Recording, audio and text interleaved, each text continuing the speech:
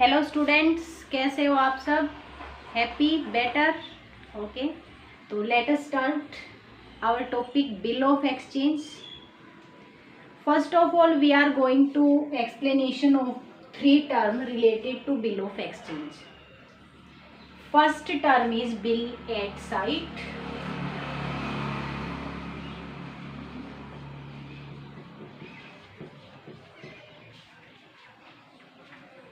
देखिए, bill at site क्या होता है. कोई भी टाइम फिक्स नहीं होता इस तरह के बिल ऑफ एक्सचेंज पे कि कब पे करना है. There is no time. ठीक है, कोई भी टाइम फिक्स नहीं होता. इसका मतलब ये जो बिल होते हैं ये कब पेबल होते हैं? On demand. जब भी ड्रॉवर डिमांड करेगा कि आज मुझे बिल ऑफ एक्सचेंज से पैसा चाहिए, तो ड्रॉवी को उसी टाइम पैसा देना पड़ेगा. ठीक है, तो ध्यान दें, बिल एट साइट का मतलब है यहाँ पे कोई भी टाइम फिक्स नहीं होता कि कितने दिन बाद पैसा पे करना है. यहाँ पे पैसा हमें कब पे करना है? On demand. जैसे ही ड्रॉवर डिमांड करेगा उसी टाइम हमें बिल को पे करना पड़ेगा. तो इसलिए यहाँ पे कोई भी ग्रेस के डेज नहीं होते.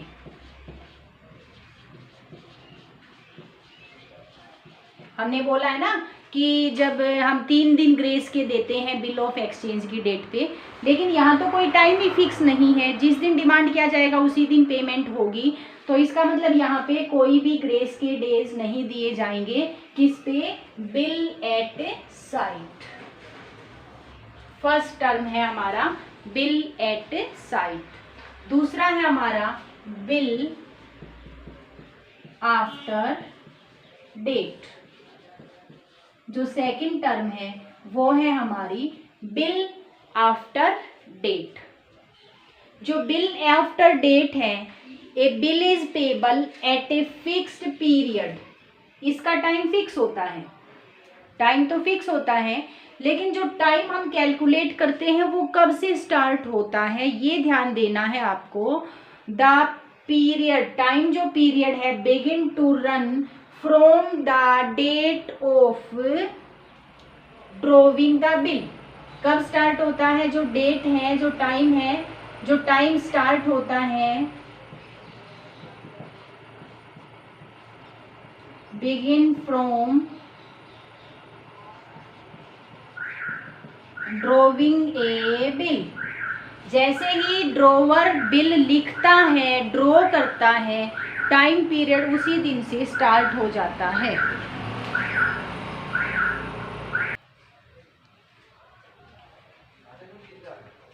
तो बिल आफ्टर डेट का जो टाइम पीरियड है वो स्टार्ट होता है from the drawing A bill. जैसे ही ड्रॉवर बिल को ड्रॉ करता है उसी टाइम से डेट स्टार्ट हो जाती है. ठीक है, एग्जाम्पल लेते हैं. जैसे मान लो 1 जनवरी को बिल ड्रॉ किया. ठीक है, और 15 जनवरी को एक्सेप्ट हुआ. अब एक्सेप्ट किसे करना है? एक्सेप्ट तो ड्रॉवी को करना है. जिसे पैसा पे करना है उसे एक्सेप्ट करना है.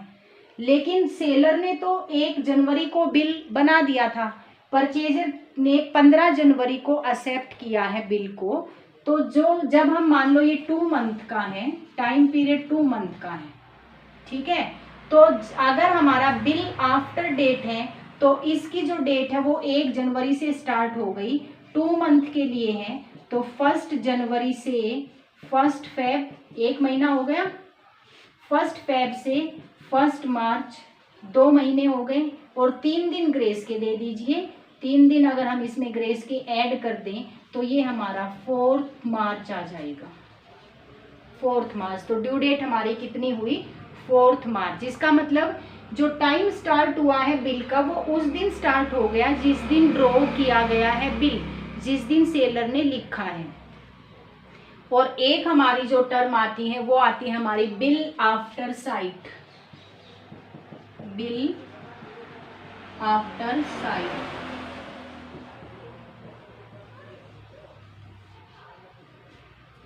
नेक्स्ट जो टर्म है वो है बिल आफ्टर साइट. यहाँ पे जो टाइम पीरियड है बिल का वो स्टार्ट होगा after from the date of accepting, जिस दिन परचेजर ने एक्सेप्ट किया है डेट उस दिन से स्टार्ट होगी।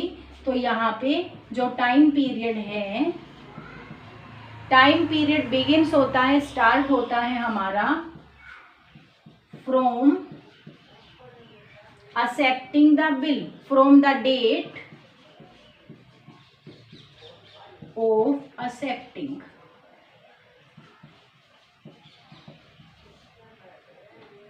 From the date of accepting, ठीक है। अगर हम इसी एग्जाम्पल को लें क्या कि बिल स्टार्ट होता है 1 जनवरी को, ड्रॉ किया गया, एक्सेप्ट किया गया 15 जनवरी को, एक्सेप्ट हुआ। तो अगर हमारा बिल आफ्टर साइट है तो इसकी ड्यू डेट उस दिन से ली जाएगी जिस दिन इसको एक्सेप्ट किया गया है। इसका मतलब 15 जनवरी से इसका 2 मंथ का टाइम पीरियड स्टार्ट होगा 15 जनवरी से। तो डेट कैसे निकालेंगे, 15 जनवरी से 15 फेब, और 15 फेब से 15 मार्च, ठीक है। 15 जनवरी से स्टार्ट हुआ है हमारा, तो 15 जनवरी से 15 फरवरी और 15 फरवरी से 15 मार्च, 2 मंथ हो गए। अब आप 15 मार्च में 3 दिन ग्रेस के दे दो, 18 मार्च को हमारी ड्यू डेट होगी, 18 मार्च को हमारी ड्यू डेट होगी। बिल आफ्टर डेट है तो 4 मार्च को होगी, बिल आफ्टर साइट है तो 18 मार्च को होगी, और बिल एट साइट में तो डेट होती ही नहीं, कुछ भी फिक्स नहीं होता। ध्यान दीजिए, बिल आफ्टर डेट और बिल आफ्टर साइट में 3 दिन ग्रेस के दोनों में ही दिए गए हैं। तो किस बिल में दिन ग्रेस के नहीं दिए जाते, बिल एट साइट में कोई भी ग्रेस डेज नहीं होते, क्योंकि इसका कोई टाइम ही फिक्स नहीं होता है। तो ये थी हमारी 3 टर्म्स, ठीक है। जब हम बिल की जो ड्यू डेट है वो निकालते हैं तो बिल के ऊपर अगर इस तरह से वर्ड लिखे हों तो उनका अपना एक मीनिंग होता है, और इसी हिसाब से हम बिल की ड्यू डेट निकालेंगे। तो अभी हम अकाउंटिंग ट्रीटमेंट पे चलते हैं। अब हमें अकाउंटिंग जर्नल एंट्री करनी है। तो देखते हैं बिल ऑफ एक्सचेंज। हमें पहले ही बता दिया गया है कि बिल ऑफ एक्सचेंज किसी के लिए एसेट होता है, किसी दूसरी पार्टी के लिए लायबिलिटी होती है। जो बिल ऑफ एक्सचेंज है, बिल ऑफ एक्सचेंज किसी के लिए बीआर होता है और किसी के लिए बीपी होता है। बीआर मीन्स बिल्स रिसीवेबल और बीपी मीन्स बिल पेबल, ठीक है। बिल रिसीवेबल किसके लिए होता है, सेलर के लिए होता है। बिल जो रिसीवेबल है वो हमारा किसके लिए होता है, ये हमारा ड्रोवी के लिए होता है, सेलर के लिए होता है।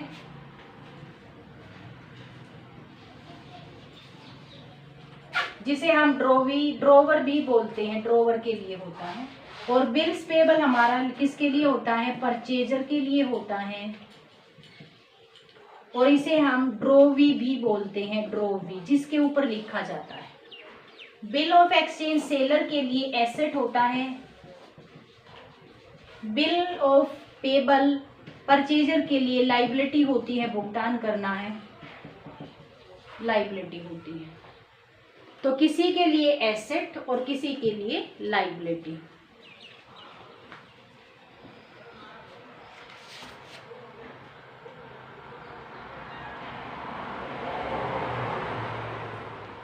तो अकाउंटिंग ट्रीटमेंट पे चलते हैं। क्वेश्चन देखिए, डिफरेंट यूजेस हैं हमारे बिल ऑफ एक्सचेंज की, डिफरेंट यूजेस हैं हमारे बिल ऑफ एक्सचेंज की।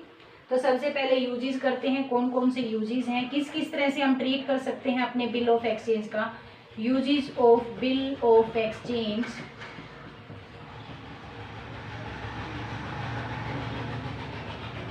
जो फर्स्ट यूज है वो है when the drawer keep it till the date of maturity.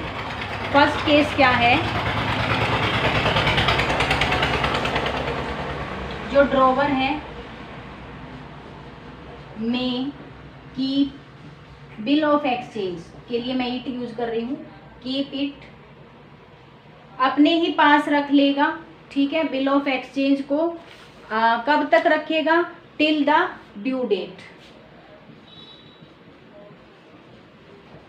Maturity date, due date या फिर हम बोले मेच्योरिटी डेट। तो कीप अपने पास रख लेगा, सबसे पहला यूज तो ये है। सेकंड यूज क्या हो गया, अगर उसे पैसे की जरूरत हो गई, उतने टाइम तक वो नहीं रुक पाया, तो he may discount the bill from the bank. अब वो डिस्काउंट करा सकता है बिल को विद हिज बैंक, कुछ डिस्काउंट काट कर बैंक पैसे दे देता है। थर्ड केस क्या हो सकता है, अब ये देखो यूज कौन करेगा, बिल ऑफ एक्सचेंज का यूज करेगा सेलर। ध्यान दीजिए, यूज करना है सेलर को। ये जो डिफरेंट यूजेस हैं किसके हैं, ये सेलर के हैं, ड्रोवर के हैं, ठीक है। पेबल जो परचेजर होता है उसको तो पे करना है, वो यूज कर ही नहीं सकता, उसको तो पे करना है। अब पे तो यूज कौन करेगा, जिसकी एसेट है बिल ऑफ एक्सचेंज की। तो फर्स्ट केस क्या रहा कि अगर जो ड्रोवर है जब तक इसकी मेच्योरिटी डेट अपने पास रख लेता है, मेच्योरिटी डेट आती है तो वो अपने आप पैसा ले लेता है। दूसरा केस क्या हुआ कि अगर उसे पैसे की ज़रूरत है तो वो बैंक से डिस्काउंट करा सकता है। जो तीसरा केस है वो इंडोर्स कर सकता है इसे किसी अपने क्रेडिटर्स को, ही में endorse it to his creditors, अपने किसी भी क्रेडिटर्स को वो इंडोर्स कर सकता है, बेचान कर सकता है, ठीक है। जिसको पैसा देना था, पैसा देने के बजाय वो बिल ऑफ एक्सचेंज दे सकता है उसे। और फोर्थ केस है he may send it to his banker for collection, collection के लिए बैंक के पास भेज सकता है जब मेच्योरिटी डेट आए तब। ही may send it to bank, किस लिए, फॉर कलेक्शन, सिर्फ कलेक्शन कराना है इसे बैंक से। ये बैंक से कहेगा कि ये मेरा बिल ऑफ एक्सचेंज है, अभी इसकी ड्यू डेट आने वाली है, इस डेट को आप इससे पैसा लेके मेरे अकाउंट में डाल देना, ठीक है। तो कलेक्शन के लिए वो अपने बैंक के पास भेज सकता है अपने बीआर को।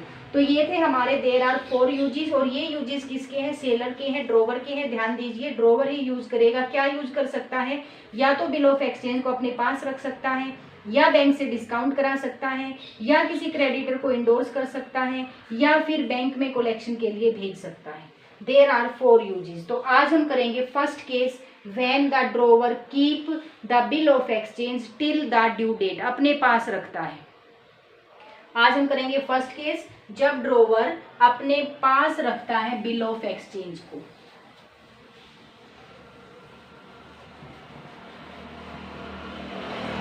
अभी मैंने बताया एक बिल ऑफ एक्सचेंज किसी के लिए बिल रिसीवेबल होता है, दूसरी पार्टी के लिए बिल्स पेबल होता है। तो दोनों की पुस्तकों में हमें जर्नल एंट्री करनी है, बिल्कुल इजी सी जर्नल एंट्री है, ठीक है।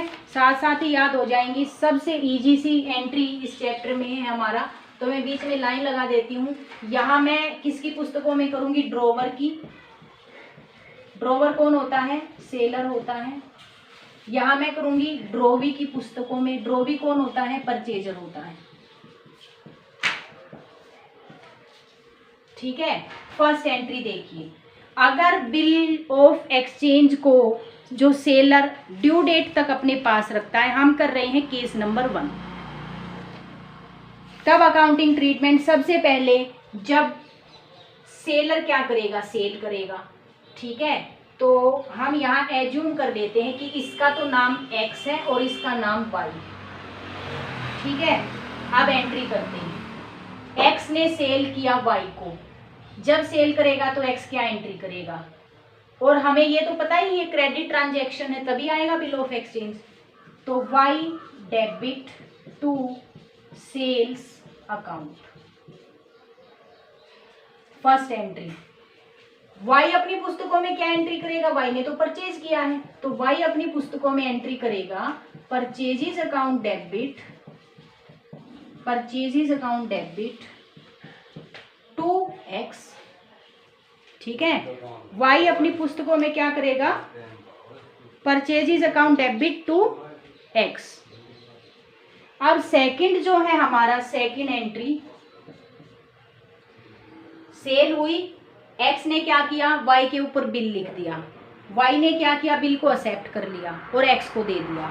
ठीक है, तो अब सेलर के पास बी आर आ गया है, bill of exchange account debit, किससे मिला, वाई से। गिवर कौन है, वाई है।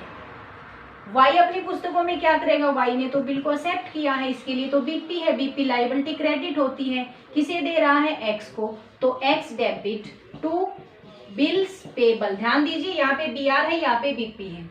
सेकेंड एंट्री, एक्स अपनी पुस्तकों में ये करेगा, वाई ये करेगा। थर्ड एंट्री, जब ड्यू डेट आएगी तब पेमेंट करनी है, तो एक्स को पैसा मिलेगा, तो बैंक अकाउंट डेबिट टू, किससे पैसा मिला, बी आर से। अब वाई अपनी पुस्तकों में क्या एंट्री करेगा, बीपी का भुगतान करेगा, ये लायबिलिटी है, भुगतान कर रहा है तो इसको डेबिट करें टू बैंक, ये एंट्री हो जाएगी। ठीक है, फर्स्ट एंट्री क्या, Y debit to sale, B R debit to Y, bank account debit to B R. मान लो 10,000 का हुआ है, तो सबसे पहले एक्स ने 10,000 की सेल की, तो हमने क्या एंट्री की, वाई डेबिट टू सेल।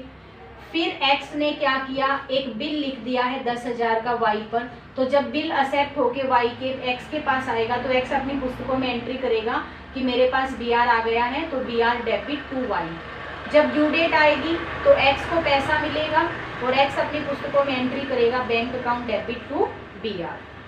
अब वाई की पुस्तकों में चलते हैं। वाई ने क्या किया, परचेज किया, कितने का, 10,000 का, एंट्री क्या हुई, purchases account debit to X. उसके बाद वाई ने क्या किया है, बिल एक्सेप्ट कर लिया है, तो इसके लिए ये बीपी होता है, एंट्री क्या हो जाएगी, एक्स डेबिट टू बीपी। अब बीपी का भुगतान करेगा मैच्योरिटी डेट पे, तो BP account debit to bank, ये एंट्री हो जाएगी। ये है हमारा केस नंबर 1, जब एक्स ने बी आर को ड्यू डेट तक अपने पास रखा और पैसा अपने आप ही रिसीव किया है।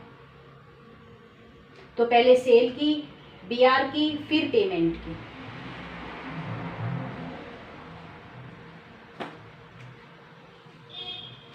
तो ठीक है बेटा, आज के लिए इतना ही करेंगे, ठीक है।